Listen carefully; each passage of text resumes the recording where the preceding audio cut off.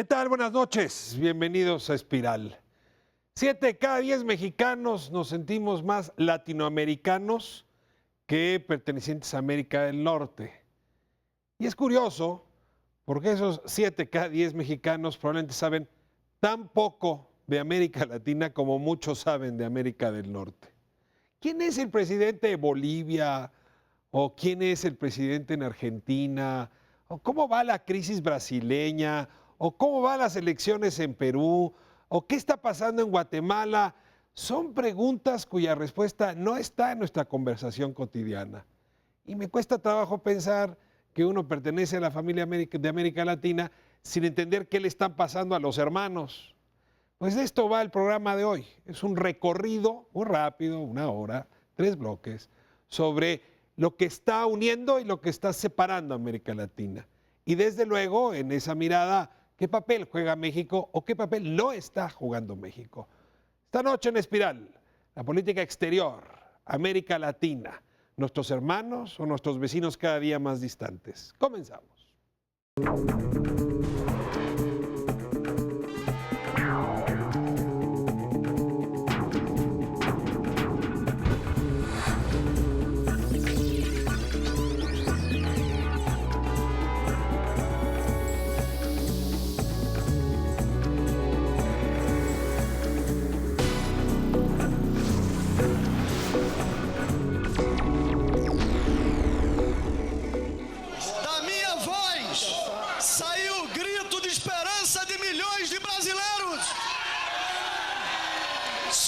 Senhores, Pernambuco nunca faltou ao Brasil. Carrego comigo nossas histórias de luta pela liberdade e pela democracia. Por isso eu digo ao Brasil, sim para o futuro! Já está. Neste momento, às 11h07 em Brasília, nesta noite de domingo, 17 de abril de 2016, a Câmara dos Deputados acaba de autorizar o prosseguimento do processo de impeachment da presidente Dilma Rousseff. Pues listos esta noche para hablar, como decía hace un momento, de América Latina. Y la verdad tengo pues invitados que me da enorme honor, gusto que nos acompañen, como esta edición aquí en Espiral. Les voy a pedir que se presenten y nos cuenten un poco qué hacen, por qué están aquí certificados para hablar de América Latina. Le doy la bienvenida primero a Diana Favela. Hola, mucho gusto. Muchas gracias por la invitación. Pues yo soy una interesada en América Latina desde que era estudiante de licenciatura.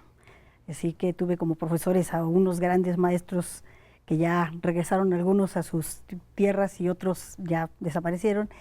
Y mi interés se ha mantenido en la preocupación entre la acción colectiva y el Estado. Y trabajo actualmente en la Universidad Nacional, en la Autónoma de México, y doy clase en el posgrado de estudios latinoamericanos en la misma universidad. Mira, pues nos darás clase hoy, te agradezco enormemente que estés aquí con nosotros y le doy ahora la bienvenida a Juan Cruz, me da mucho gusto. Muchas gracias por la invitación. Bueno, soy profesor investigador en el Centro de Estudios Internacionales del Colegio de México. Desde hace mucho tiempo vengo trabajando temas ligados con América Latina.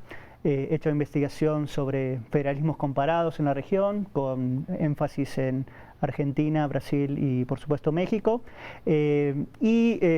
Ahora, digamos, en mi rol de profesor, doy cursos sobre política de América Latina. Muchas gracias por estar con nosotros. Y ahora le doy la bienvenida a Rodrigo Salazar. Gracias, Ricardo, gracias por la invitación. Yo soy coordinador de la Maestría en Gobierno y Asuntos Públicos de Flaxo, México. Y bueno, mi interés por América Latina viene casi de sangre. Yo soy hijo de exiliados bolivianos, todos nos venimos para acá. Y en mi casa siempre había pues exiliados, pero de muchos países, ¿no? Chilenos, argentinos, centroamericanos. Eso, pues desde chico creó en mí el interés en la política de otros países, en la política comparada, y bueno, a eso me dedico ahora. Le sacaremos jugo a la experiencia personal y también a la intelectual tuya. Rodrigo, muchas gracias. Y está con nosotros Gema Santamaría, bienvenida. Muchas gracias, es un placer estar contigo y con ustedes en esta mesa. Yo soy profesora del ITAM, del Instituto Tecnológico Autónomo de México, en el Departamento de Estudios Internacionales. Y bueno, pues un poco también siguiendo el tono de la experiencia personal, mis papás son nicaragüenses, yo también nací en Nicaragua, llegamos aquí a principios de los 80 y un poco como justamente también en nuestro hogar pasaron bolivianos, argentinos, ¿no? Toda una serie de familias de otros países latinoamericanos y bueno, claramente me siento ahora mexicana, pero sigo de alguna manera sosteniendo esta identidad latinoamericana. Yo trabajo temas de violencia y delito en América Latina. Fui asesora principal del informe del Programa de Naciones Unidas para el Desarrollo sobre Seguridad Ciudadana y doy clases en el ITAM sobre violencia y drogas en América Latina y también en general relaciones internacionales, sobre todo relaciones Estados Unidos, México, Centroamérica, a la luz de la violencia criminal. Te agradezco muchísimo, Gema. Déjenme un poco a la luz de lo que ustedes ya pusieron sobre la mesa, poner una anécdota, o colocar una anécdota que le leí alguna vez a Gabriel García Márquez, colombiano, vivió en México una buena temporada, pero también pasó varios años en París. Y él decía que cuando llegó a París y empezó a encontrarse con los latinoamericanos, hasta ese momento supo que era eso de ser latinoamericano. Es decir, que antes de eso no tenía idea. Y qué curioso, ¿no? Tener que salir a París o migrar a los Estados Unidos, en fin, para de pronto decir, no, en efecto, tengo mucho que ver con estas otras personas. México, de dientes para afuera, discursivamente, es un lugar donde siempre nos decimos latinoamericanos, pero como esta noche creo que vamos a probar, sabemos bien poquito de América Latina. Esta sería la primera pregunta, ¿no? ¿Ser o no ser latinoamericano? Es una cosa muy rara, pero es un discurso más que una realidad, es una curiosidad más que un interés. Es concomitante, es natural de todos los latinoamericanos, es particular de México, se los pongo aquí como pregunta. Pues yo creo que tiene que ver con la historia. Esa es la primera identificación. Somos latinoamericanos o iberoamericanos porque se incluye a Brasil y a la América insular que tuvo influencia francesa, pero es como contraposición a Estados Unidos. Esa noción primera de que tenemos una historia más o menos compartida. Creo que básicamente por ahí viene el origen de la idea de que somos latinoamericanos, aunque en efecto cada país ha tenido una historia peculiar. Hemos compartido, casi todos los que estábamos bajo el dominio español, pues una historia más o menos similar. Y después la relación con la potencia del norte ha continuado con esa visión de que somos un bloque. Y ha habido distintos intentos de constituirse realmente como fuerzas políticas, ¿no? El sistema económico latinoamericano de los años 70, distintos ejemplos o momentos en los que se crearon mercados comunes en Centroamérica, ¿no? Ahora el del sur, en fin, creo que por ahí va el asunto. Y México siempre ha estado, como dices tú, un poco a veces como el gozne, ¿no? Entre el sur y el norte, pero sí nos identificamos más discursivamente con América Latina que en términos de política los mexicanos. Sí, yo creo que en el caso particular de México hubo un giro bastante claro en la política exterior de México en los 80 y sobre todo a partir de los 90, ¿no? Donde las élites mexicanas hacen un pronunciamiento como muy claro y fuerte de quererse identificar con América del Norte, ¿no? O sea, de proyectar, digamos, desde de aquellos años 60, 70, donde hay una política exterior mexicana muy de activismo latinoamericano, muy de tratar de incluso contrarrestar el liderazgo de países como Brasil en la región, o sea, tratar de servir como una especie de punta de lanza de las propuestas que se tenían frente a Estados Unidos.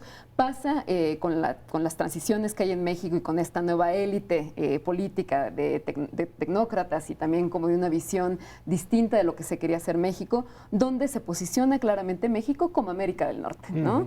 Sin negar necesariamente la identidad latinoamericana, pero sí haciendo un énfasis mayor en que México aspira a ser parte de América del Norte. Por supuesto, el Telecán es como el digamos, como cómo se concreta como esta aspiración, el Tratado de Libre Comercio de América del Norte, pero también me parece políticamente hay un giro hacia el norte. Y creo que ese giro hacia el norte sigue un poco ahí, creo que un poco menos, pero sin duda es algo que me parece genera un poco de tensión o resentimiento por parte de algunos países latinoamericanos. Perdón que coloque una provocación antes de escuchar a Juan y Rodrigo, pero ¿no será también que América Latina migró al norte? Yo creo que América Latina terminaba en el Río Bravo hasta hace poco. Y ahora llega como por Kentucky, si no es que por Vancouver. Pero no será también, es decir, es que América Latina también está en el norte ahora, perdón. Sí, a mí, digamos, una cosa que me parece interesante es que parecería ser que esta década y media, ¿no?, que coincidió particularmente en América del Sur con este giro a la izquierda, revivió particularmente en América del Sur nuevamente esta idea de un proyecto latinoamericano, ¿no? Bolivariano, como diría Chávez. Sí, esta idea de nuestra América, ¿no? Y del cual evidentemente México se mantuvo un poco al margen, ¿no?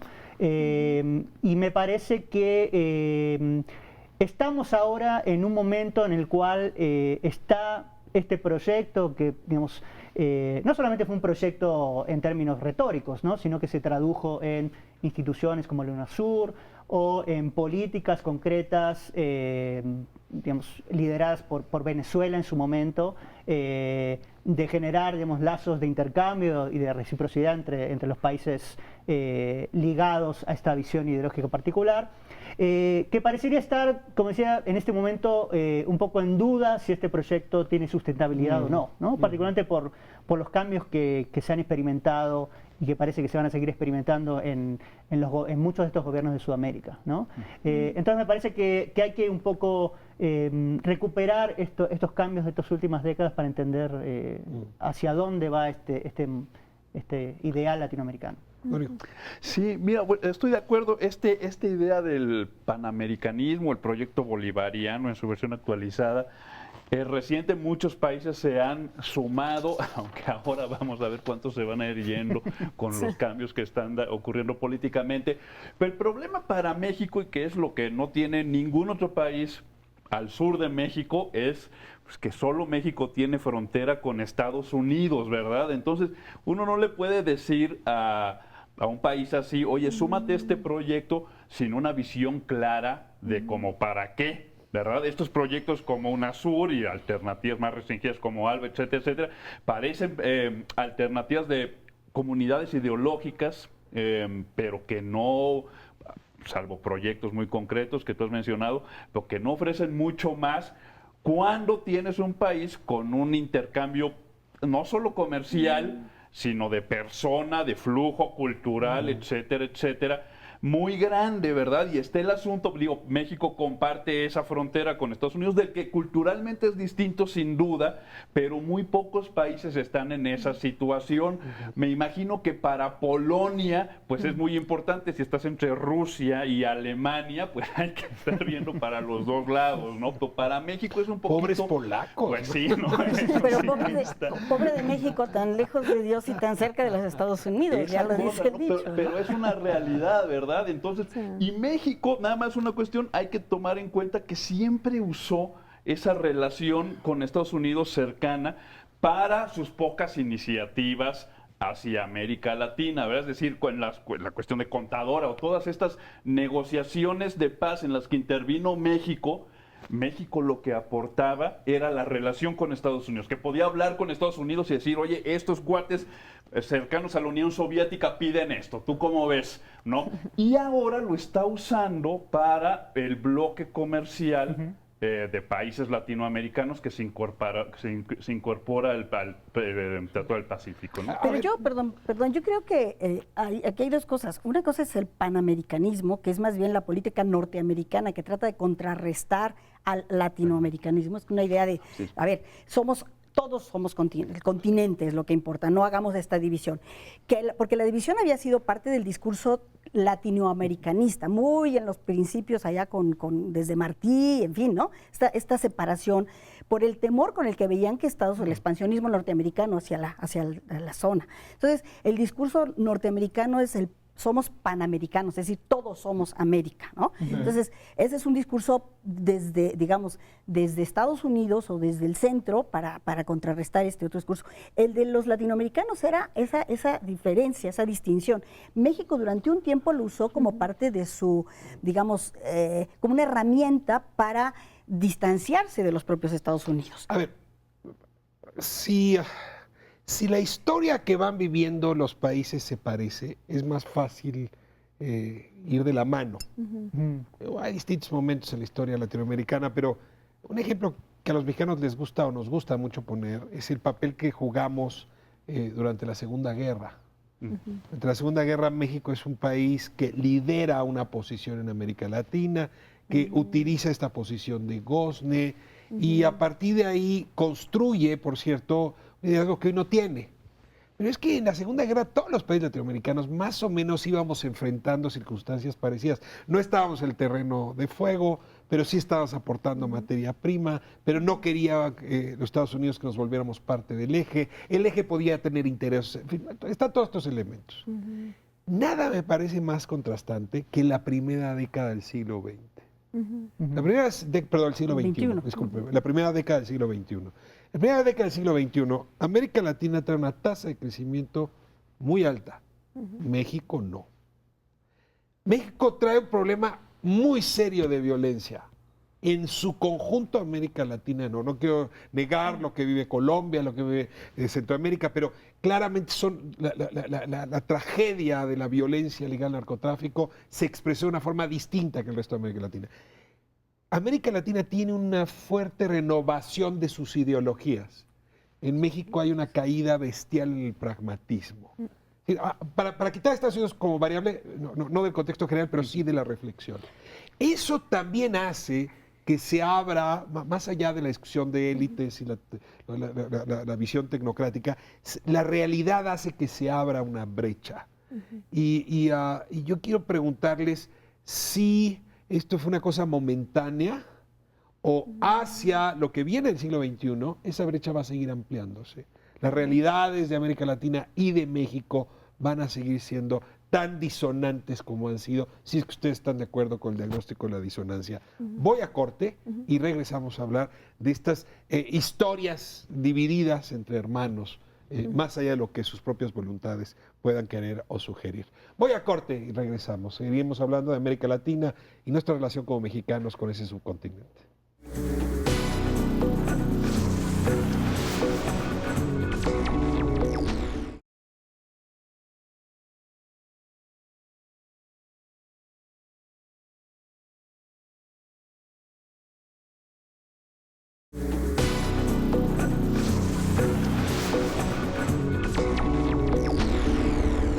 Estamos de vuelta en Espiral y les ponía un argumento sobre la mesa, digamos, elementos, variables de naturaleza muy distinta, hicieron que América Latina viviera una realidad en la primera década del siglo XXI y México otra.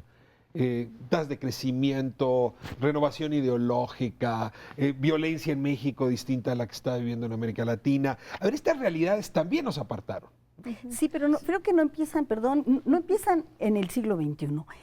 México es el primer país en el siglo XX que tiene una revolución social, distinta de América Latina, donde todas las otras, las oligarquías tradicionales continúan con su forma de gobierno.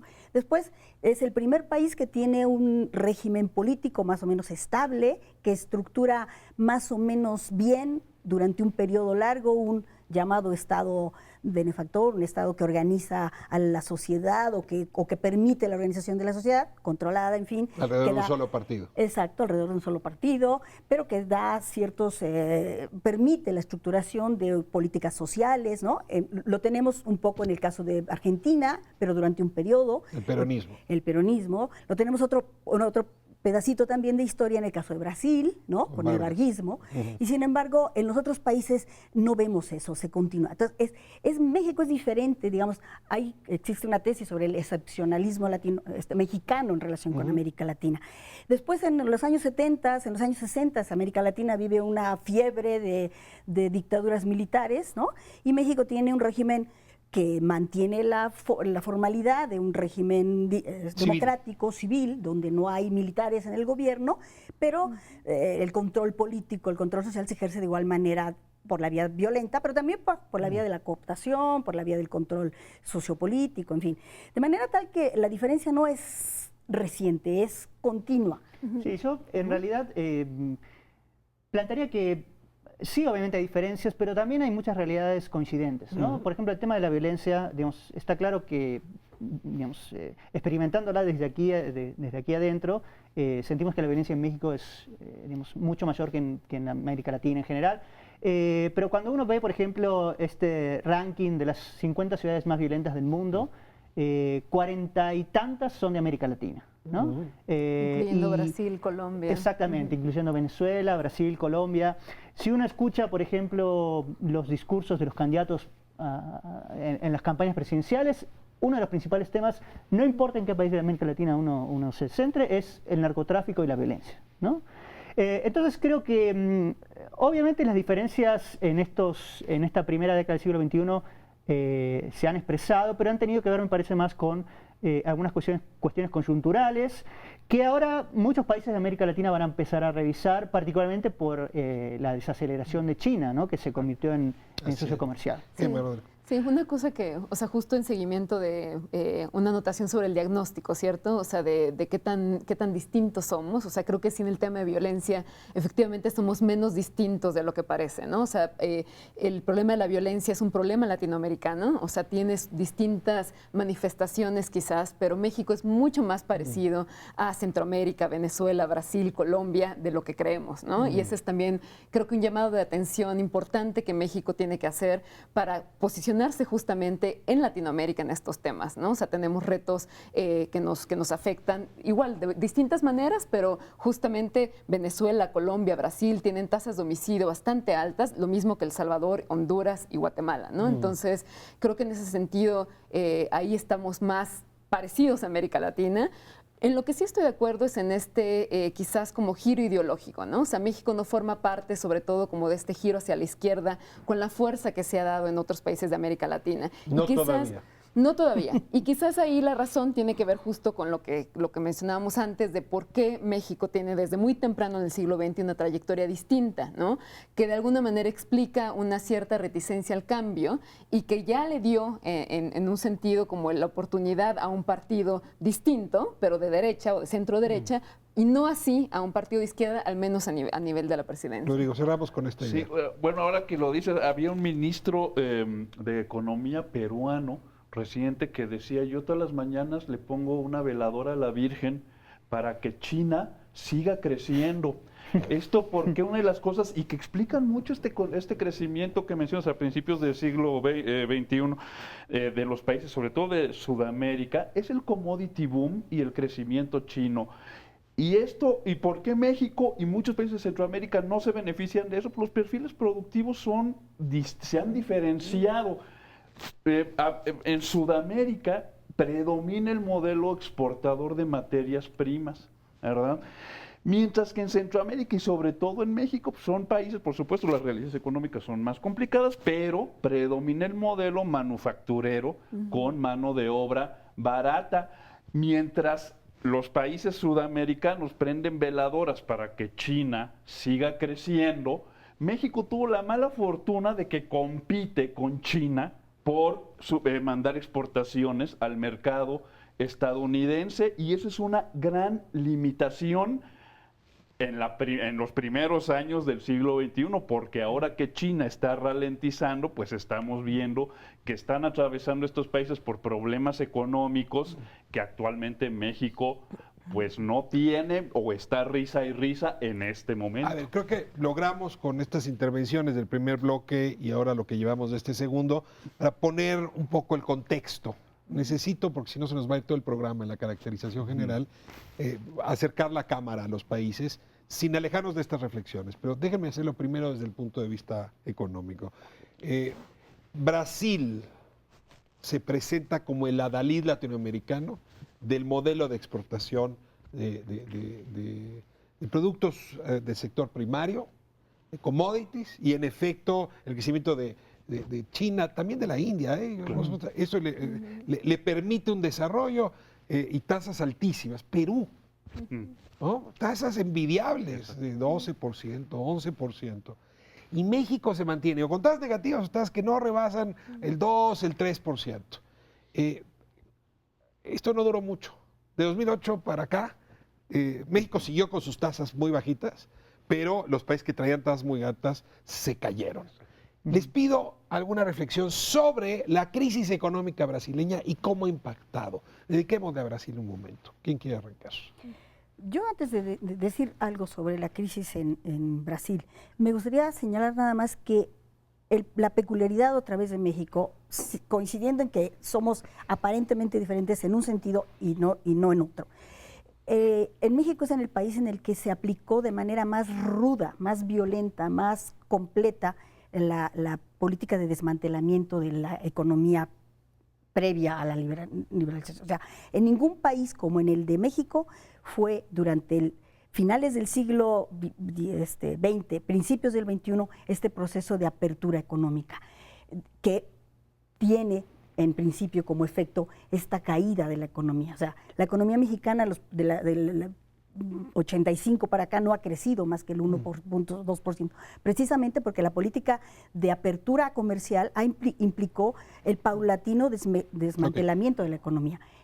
En el caso de los países latinoamericanos, ese golpe se dio un poco antes y son economías que se van reestructurando a lo largo del final del siglo pasado, principios de que se enganchan, como dices tú, en una venta de materias primas vinculadas al mercado exterior. Pero que en ninguno de los casos, y ahí es donde viene la coincidencia entre los modelos latinoamericanos y mexicano, por ponerlos así como polares, en que en los dos casos ha habido desestructuración del aparato interno, ¿sí? Y en el caso nuestro ha habido una constante, digamos, un estancamiento constante, y en el caso de ellos hubo una subida, pero después hay esta caída, precisamente porque hay este proceso de desestructuración interna en los dos casos.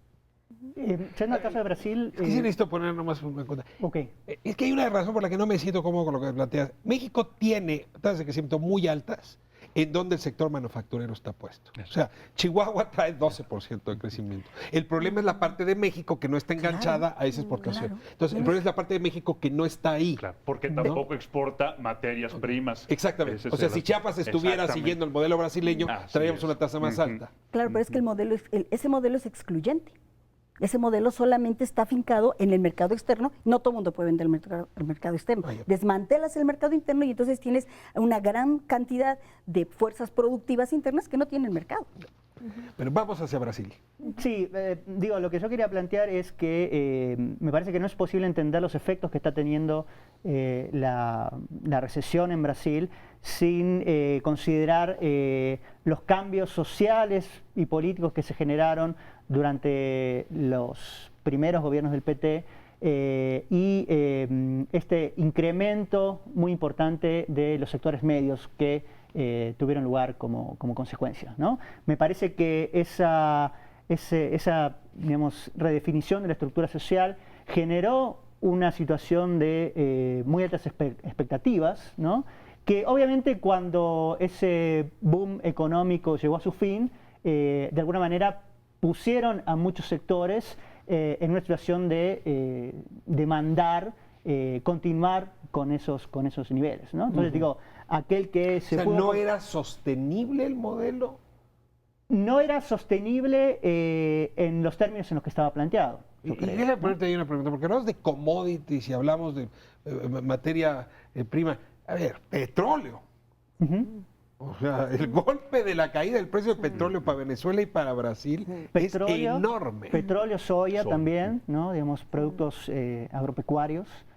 También, digamos, particularmente la disminución o la desaceleración del crecimiento de China ha pegado mucho en ese aspecto. Déjame centrar de nuevo en Brasil.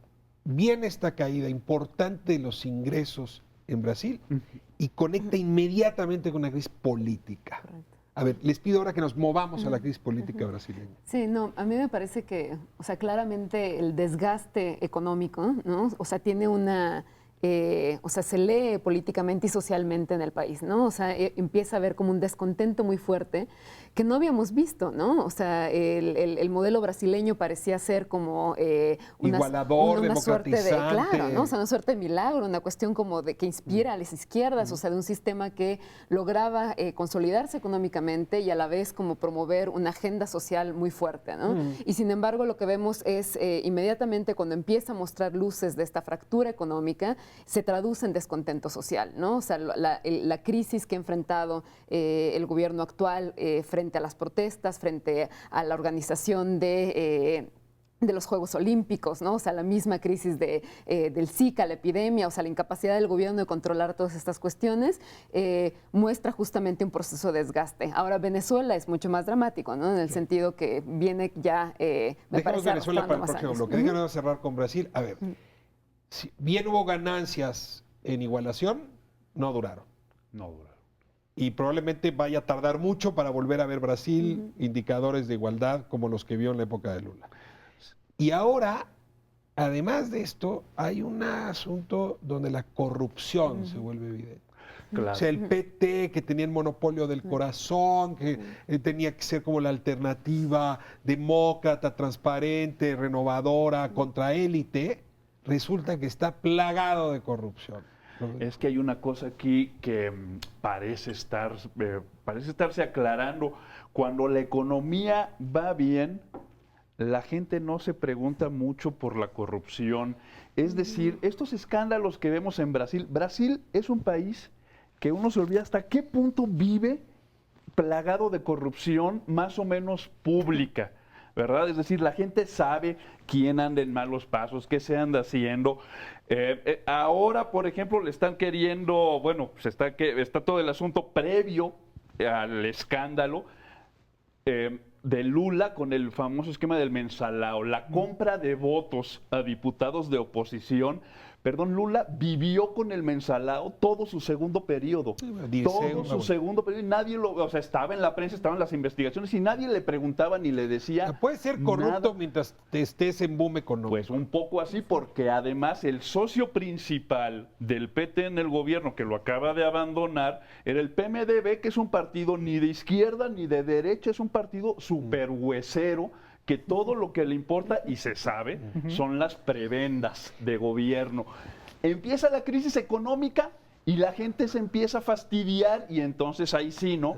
¿Qué hiciste con ese dinero que nos está faltando ahora? Diana, necesito cerrar muy breve este bloque, pero lo necesito hacer con una pregunta. ¿Esta crisis brasileña le devuelve mucho poder a las élites previas, a las élites tradicionales brasileñas? Y deja en una situación muy mal parada a estos actores que habían sido emergentes y que transitaban fundamentalmente desde la izquierda. Sí, definitivamente, pero yo creo que no, las élites no habían realmente perdido ese poder. Ahora, creo que el peligro estaba en que estas políticas que impulsó el PT, primero con Lula y después con Dilma, se fueran convirtiendo en el modo de ser del Estado brasileño contemporáneo. Y me parece que entonces se agudiza en los medios, o sea, el quinto poder, ¿no?, que nosotros conocemos muy bien en este país, es el que incentiva esta sensación de que hay corrupción por todos lados. Los factores reales de poder. En realidad es eso, es una fabricación. Sí. Más que una realidad. No me parece que haya habido más corrupción en estos regímenes que en los anteriores. ¿Descartarías el movimiento social que hay alrededor? O sea, ¿lo sientes un movimiento manipulado por las élites? No, lo que pasa es que hay tela de donde cortar, porque la corrupción está allí. El asunto es cómo se maneja políticamente en unos casos y no en otros. Sí. Voy a moverme ahora hacia Venezuela. ¿No? Se trata de un país que también pudo modificarle una vuelta a su destino civilizatorio gracias al ingreso petrolero y a un discurso político que parecía imbatible. Pero lo que era sorprendente con Hugo Chávez, desde mi perspectiva, ahora suena ridículo en la voz de Nicolás Maduro. Me voy a corte y me hablan, por favor, para hablar de la transición Chávez-Maduro y donde nos hallamos el día de hoy. Regresamos un momento, seguimos en Espiral.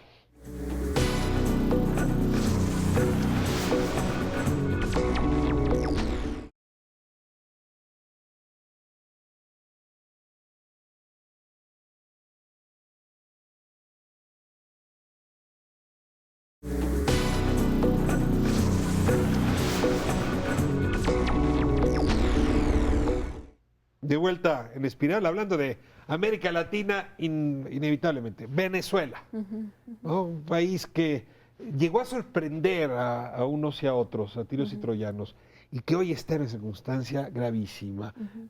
En parte porque se caen los ingresos, pero también porque se cae el discurso.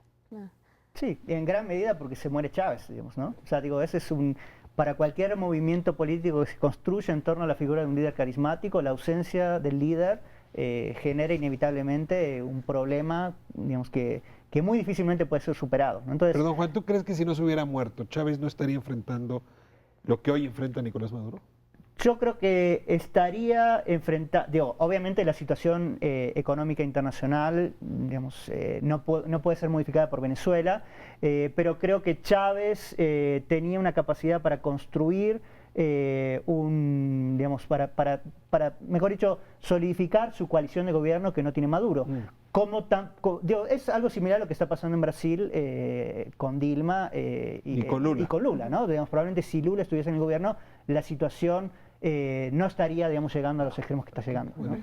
Sí, yo creo que, difícil especular, ¿cierto? O sea, pero me parece que efectivamente ya Chávez estaba enfrentando a problemas económicos serios, ¿no? O sea, ya tener que utilizar, pues de manera más férrea el control de la oposición, ¿no? O sea, como todo digamos, desde el inicio se sabe que la oposición es muy fuerte en Venezuela y hay un control, un juego de fuerzas, pero ya Chávez estaba enfrentando a esto, ¿no? Y definitivamente Maduro, sin el carisma, ¿no? Nada más con un pajarito de Chávez que le habla, no puede sostener la situación actual, ¿no? Y Venezuela es, en definitiva, un país que daba para tanto, ¿no? O sea, después de tener estos arreglos de ADI y COPEI, o sea, lo que esperábamos de la Venezuela de Chávez, pero que siempre desde el principio estuvo muy fundamentada en los petrodólares, por un lado, y en este discurso Un populista. Congreso opositor y un presidente que no logra, Nicolás Maduro, entenderse con esa posición, lo cual lleva a un momento de parálisis cuando Venezuela tiene que reaccionar frente a una crisis económica muy seria. Digo, una palabra de ambos sobre lo que esperan de Venezuela en los próximos años. Bueno, sin duda alguna que se agrave la situación. Venezuela no es como la mayoría de las democracias latinoamericanas. Yo diría, en la gran mayoría de los casos, lo que sucede en Brasil, lo que pasó en Argentina, va a seguir pasando porque la situación económica aprieta, pero a diferencia de épocas anteriores, en todos estos países, quien se ve en problemas es el gobierno, pero no la democracia, ¿verdad? Este es un nuevo estado en muchos países, no en todos, es una situación, es decir, nadie calcula, más allá de la retórica exagerada y alarmista del gobierno de Rousseff y sus asociados, no se calcula que como resultado de las movilizaciones el ejército derrumbe el gobierno constitucional y civil. ¿Puede ¿verdad? pasar? No va a pasar. Es decir, América Latina ya dejó atrás Exactamente. los golpes militares como mecánica de solución. La gran mayoría de los países, incluso también en Argentina, nunca estuvo en el horizonte. Te voy a hacer un paréntesis, porque te voy a preguntar por Guatemala. Déjame Claro, dejar Guatemala a un lado. exacto. ¿Todos los demás países los pondrías en esta lógica? ¿No ves golpe militar en Honduras Brasil? tampoco está ahí, ¿no? Creo. Bueno, También Honduras es no, otra porque decisión. ya pasó, ¿verdad? Ahí sí hubo un golpe de verdad. Entonces pensemos, el último... Pero lo que estás diciendo es que estas crisis de gobierno se van a resolver en las urnas. con cambios anticipados de gobierno, como podría ser en Brasil, tengo mis dudas, pero podría ser, pero cambios pacíficos como incluso Paraguay, ¿verdad? Es decir, no fue limpio, no fue en buena onda, pero fue un cambio pacífico en el gobierno. El gobierno se metió en problemas, no el régimen democrático. En Venezuela, la situación, tenemos un proceso histórico de total descomposición del sistema de partidos que lleva al proceso de personalización del liderazgo que mencionó Juan, y que ahora, pues, el cambio de liderazgo en un tema de situación económica muy difícil, puede, o más bien, a diferencia de Brasil, ahí no sabemos qué puede pasar. No te veo conforme con lo que se está diciendo. No, Tus porque- gestos dicen que sí, no. Sí, porque ahí me parece que hay un factor que no podemos dejar nunca de lado al entender no solo América Latina en general, ni México en particular, es el papel que juegan los Estados Unidos. O sea, las crisis en América Latina, las crisis políticas, las crisis económicas, nunca son solamente producto de las circunstancias internas de los países. La caída del petróleo no es una cuestión simplemente de mercadeo, es una cuestión estratégica, es una... de los árabes. De los árabes, de los Estados Unidos, los principales productores de petróleo, los principales compradores de petróleo, las principales compañías petroleras en el mundo son norteamericanas. Entonces tú verías a Estados Unidos detrás de lo que está pasando en Brasil, en Venezuela, es la variable principal. Me parece que estamos en 1970. En 1850 y en 1920. Guatemala, Otto Pérez Molina, eso es un fenómeno interesante. No muy distinto si uno se aproxima a lo que vimos o lo estamos viendo ahora en Brasil y en Venezuela. Una élite tradicional guatemalteca ligada al ejército que empuja a un comité de salud pública que dice este corrupto va para afuera. Y esto hace que Guatemala esté otra vez cerca de un poder militar como hacía rato no lo veíamos. A ver, Guatemala en esta perspectiva.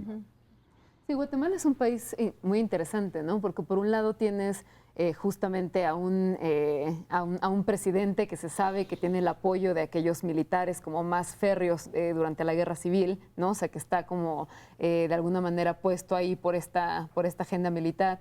Pero por otro lado tienes un país que ya sea por la presencia de esta Comisión de Naciones Unidas, ¿no? Contra la corrupción, ¿no? De la CIGIC, ha logrado avances importantes en términos de embate a la corrupción, ¿no? Y ha logrado, digamos, dar un ejemplo, me parece, en América Latina de qué puede pasar en términos de justicia y frente a la impunidad. Entonces es un país pues un poco lleno de contradicciones, ¿no? O sea, por un lado sí con una élite muy tradicional, o sea, con una presencia militar muy fuerte, pero por otro lado un país que en términos de justicia ha logrado cosas, ¿no? O sea, y ese país pequeñito está poniendo el ejemplo. Te detengo ahí porque hay dos versiones.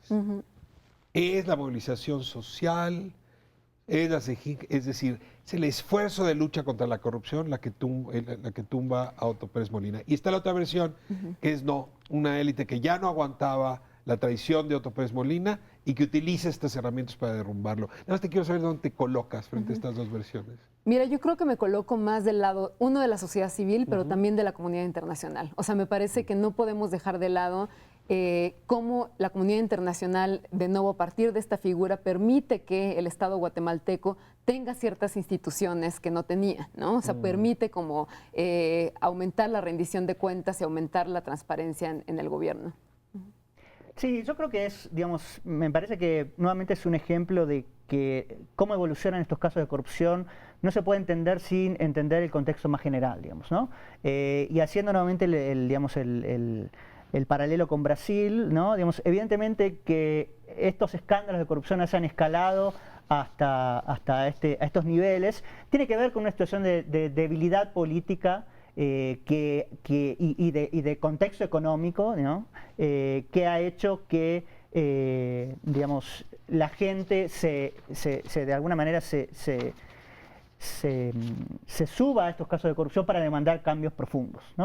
A ver, necesito entrar directamente a Perú, porque a veces tengo la impresión de que en realidad la ventaja con América Latina es que algunos coches se adelantan y luego nomás hay que ver cuál es el camino que los demás vamos a seguir. A ver, Perú enfrentó una crisis de corrupción terrible. Alberto Fujimori tras las rejas por un asunto de corrupción. Están en proceso electoral. Y su hija resulta la candidata triunfadora con una bandera, liberar a su padre.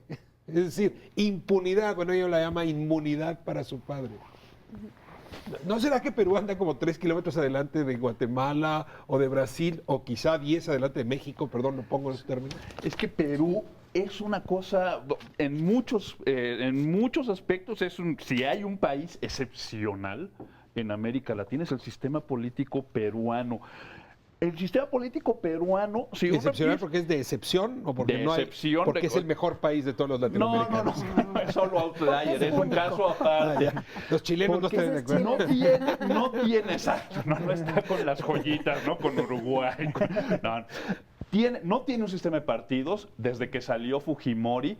estable. O sea, el APRA queda hecho pedazos. El APRA queda hecho pedazos, pero si la próxima elección gana el 70% de los votos, podría pasar, porque esas cosas pasan en Perú. Es un sistema político muy impredecible. De hecho, piensen, es un caso de éxito económico, eso sí, constante, no tiene estos vaivenes, estas como Brasil, ¿verdad? Sino que es constante y sin embargo, ¿cuándo ha ganado el partido en el gobierno?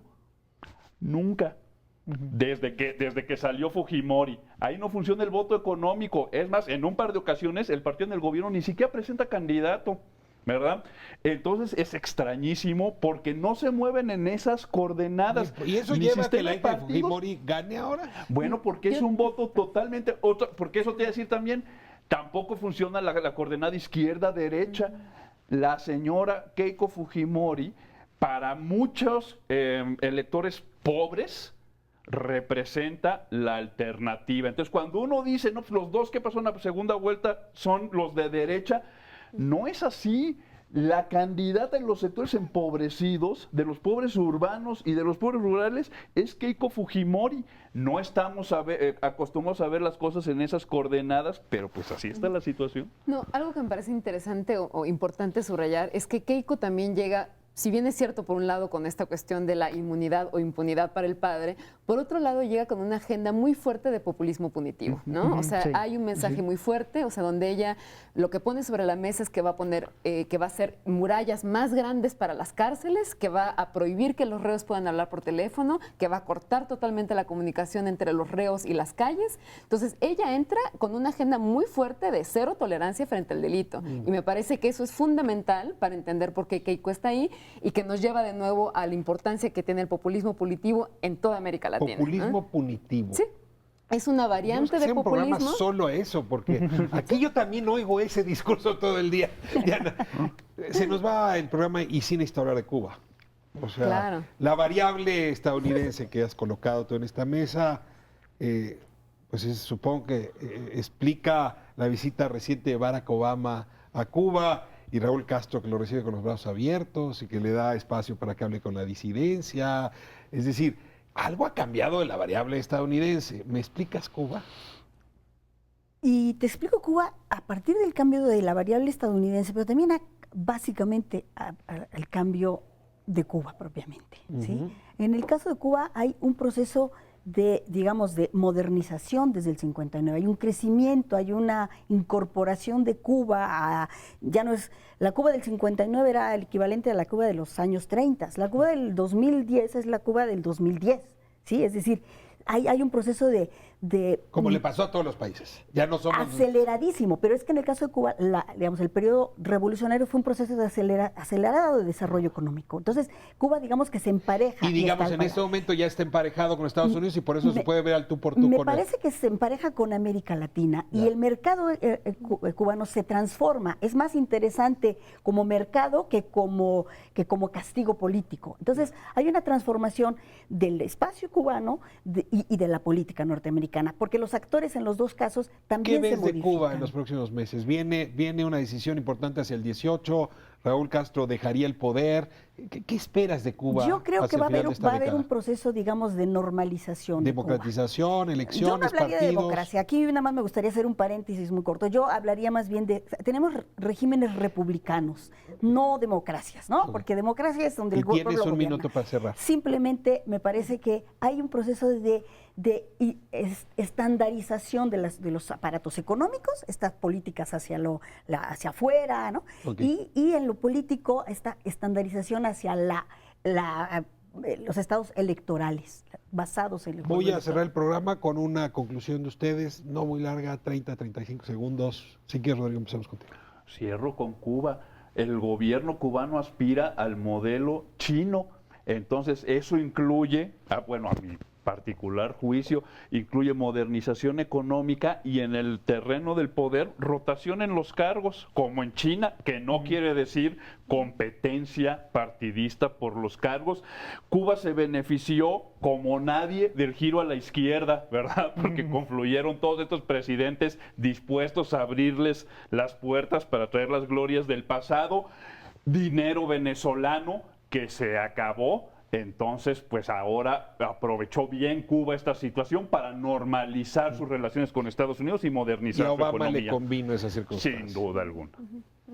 Sí, me parece que, o sea, lo que vamos a ver en Cuba es una transición controlada, ¿no? O sea, una transición como, de nuevo, no necesariamente hacia una democracia, sino más bien como a ciertos arreglos que se pueden hacer y sobre todo en lo Controlada a la China.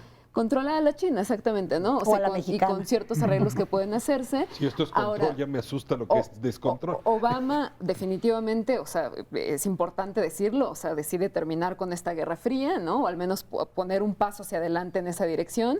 Y creo que como final de esta reflexión, pensando en Estados Unidos y en el legado de Obama, ¿no? Me parece que digamos, veremos, ¿no? O sea, si continúa el legado de Obama con Clinton, ¿no? Tendremos una época de relativa estabilidad. Si vemos un cambio hacia Trump, vamos a extrañar mucho la era de Obama.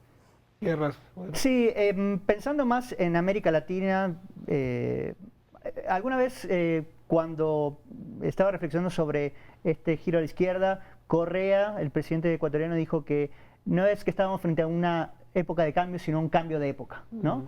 Y yo creo que esa misma cuestión es la que está ahora sobre la mesa en América Latina. Saber si estamos nuevamente ante un cambio de época, ¿sí? Que va a implicar, digamos, un giro en términos ideológicos hacia gobiernos más ligados a la centro-derecha, y el impacto que ese cambio va a tener en el posicionamiento de América Latina en el mundo, ¿no? Digamos, ya parecería ser, ¿no? Por ejemplo, por lo que está pasando en Argentina, que la mirada vuelve a estar hacia Estados Unidos y alejándose de China, ¿no? Entonces, puede ser que estos cambios generen una recomposición geopolítica que marque, como dije, un cambio de época. Nos habría hecho falta mucho más tiempo para profundizar. Dejamos países en efecto como Argentina, los cambios en Ecuador y en Bolivia fuera de esta discusión. Habrá oportunidad de invitarles de nuevo. Yo sí creo que es un buen recorrido para ilustrarnos sobre muchas cosas, pero una en particular. No podemos ser latinoamericanos si no conocemos América Latina. Es cierto. No, lo demás es, dirían mis hijos, puro rollo. Así es. Muchas gracias a los cuatro. Muchas gracias a usted por habernos permitido entrar a sus hogares. Nos vemos próximo miércoles aquí en su canal 11.